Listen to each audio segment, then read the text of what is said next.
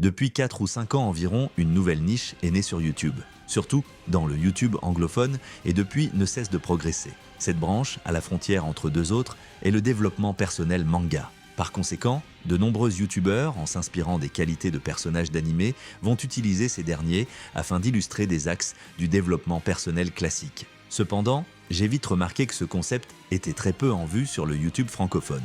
Je me suis donc dit qu'il serait plus qu'intéressant de réaliser une sorte de mise en bouche où je vous présente 5 personnages de manga faisant figure de motivation dans divers piliers du développement personnel. Cela dit, je vous souhaite un excellent visionnage et vous invite à citer un personnage en commentaire qui, selon vous, aurait pu figurer au sein de cette liste.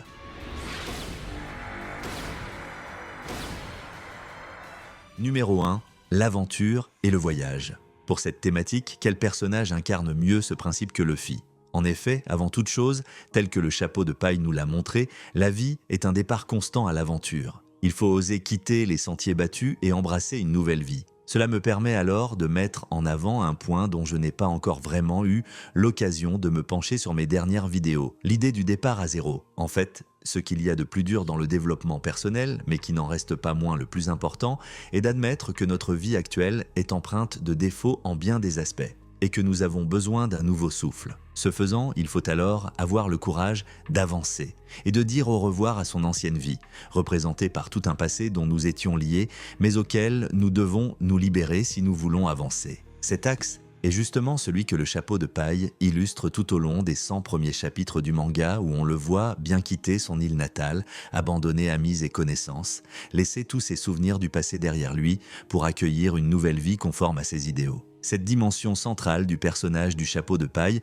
vous devez aussi l'assimiler et faire preuve de courage dans votre volonté de donner un nouvel élan à votre vie. Car certes, l'on peut trouver de nombreux défauts au mindset de Luffy tels que son manque de stratégie certains égards, sa simplicité ou encore son manque de concentration par moment, mais toujours est-il qu'il a en lui cette bravoure visant à accepter l'aventure et cette idée, parfois effrayante, de tout recommencer de zéro. Si vous voulez plus de détails sur ce concept visant à donner un nouvel élan à sa vie, j'ai réalisé une vidéo que vous retrouverez sur ma chaîne en tant que première vidéo, donc n'hésitez pas à la voir. Quoi qu'il en soit, comme le chapeau de paille, devenez un individu qui ne cesse de voguer vers de nouveaux objectifs et n'ayez jamais le vertige lorsqu'il s'agit d'écrire une nouvelle histoire à votre vie.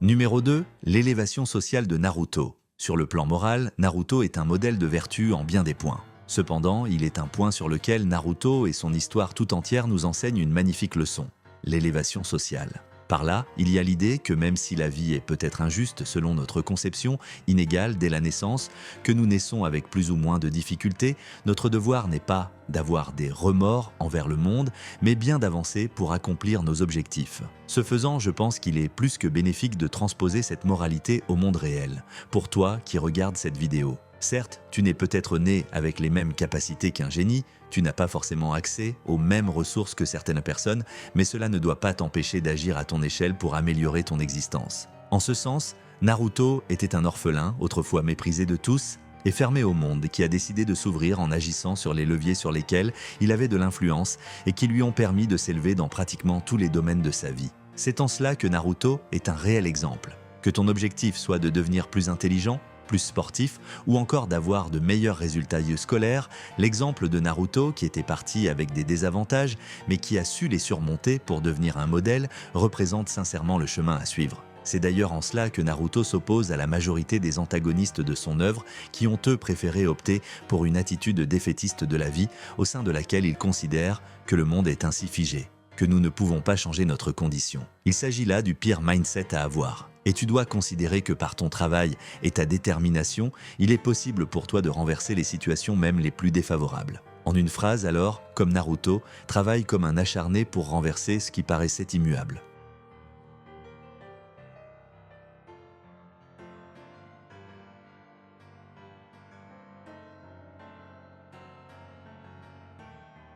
Comme vous pouvez l'attendre d'une chaîne développement personnel, il ne se passe que très peu de semaines sans que je parle de cette thématique du sport. Eh bien, qui de mieux que Son Goku pour illustrer cette troisième notion de développement de son propre corps ? Son Goku s'entraîne comme un acharné, il détient une discipline de fer. Il sait très bien que quotidiennement, son entraînement l'attend et lui accorde la possibilité d'avoir un domaine dans lequel il se voit s'améliorer chaque jour. Que ce soit de son enfance pour grandir ou jusqu'à un âge confirmé pour se maintenir, Son Goku n'a jamais cessé de travailler sa forme physique. Mais aussi, Son Goku a très bien assimilé l'idée que Tortue Géniale lui a affirmée qui est qu'au-delà du corps, nous devons travailler notre esprit et se reposer. Ainsi, s'entretenir ne se limite pas à augmenter sa force mais bien à prendre soin de soi dans toutes les variantes possibles. Et on voit bien cette idée notamment avec Son Goku Ultra Instinct qui ne représente pas plus un regain de force et d'énergie qu'un stade évolué de concentration et d'apaisement mental. Aussi, Son Goku ne perd pas de temps à se comparer aux autres négativement. Ainsi, il ne complexe jamais de la puissance d'un autre,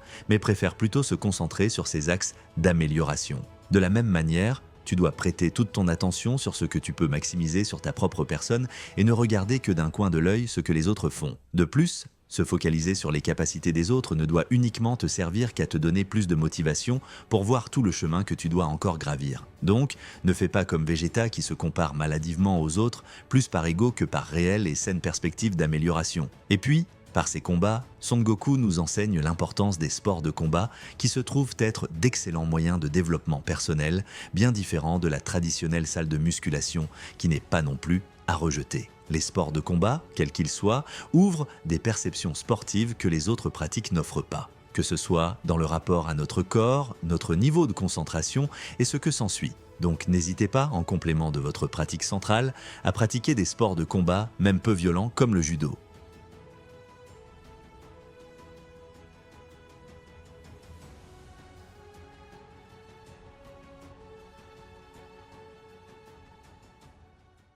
Pour l'aspect de la santé mentale, en numéro 4, j'ai décidé de mettre en avant le personnage d'Ichigo Kurosaki. Thématique abordée à de nombreuses reprises sur ma chaîne, la santé mentale et son importance est un concept que Ichigo exploite à de nombreuses reprises. Ainsi, tout au long du manga Bleach, nous pouvons voir Ichigo torturé mentalement tout du long de la narration, mais qui arrive tout de même à faire un travail sur lui-même pour guérir sa santé mentale. Cette idée est surtout perceptible au sein du second arc de l'anime, où Ichigo enchaîne défaite sur défaite, est passif devant le départ de Orihime Inoue et apprend que sa vie va être chamboulée s'il ne fait rien. Ici, Ichigo, en plein désespoir moral, réalisera jour après jour, petit à petit, un travail sur son mental, sur son lui intérieur, notamment représenté par White, en vue de devenir plus en paix et en phase avec lui-même. Et ce qui est très intéressant est que justement l'on voit bien dans Bleach que la guérison de notre santé mentale se réalise par des progressions modestes, mais formant un réel axe d'amélioration. Sans progrès fulgurant, mais toujours vers cette même direction. Et puis, il est pertinent de constater que plus la santé mentale d'Ichigo est bonne, plus sa puissance et son niveau en combat tendent à croître. Dans cet ordre d'idées, sa courte transformation en aspirant les pouvoirs de son alter ego lui accorde tant une sérénité d'esprit à couper le souffle que des pouvoirs prodigieux. Nous montrant ainsi que le meilleur guerrier n'est pas celui au pouvoir grandiloquent, mais bien celui qui parvient à se maîtriser et se contrôler. Ainsi, la quête d'Ichigo, tout comme la mission de notre vie, est celle de nous accepter tels que nous sommes dans le but d'avancer en pleine conscience de ce qui nous définit intrinsèquement.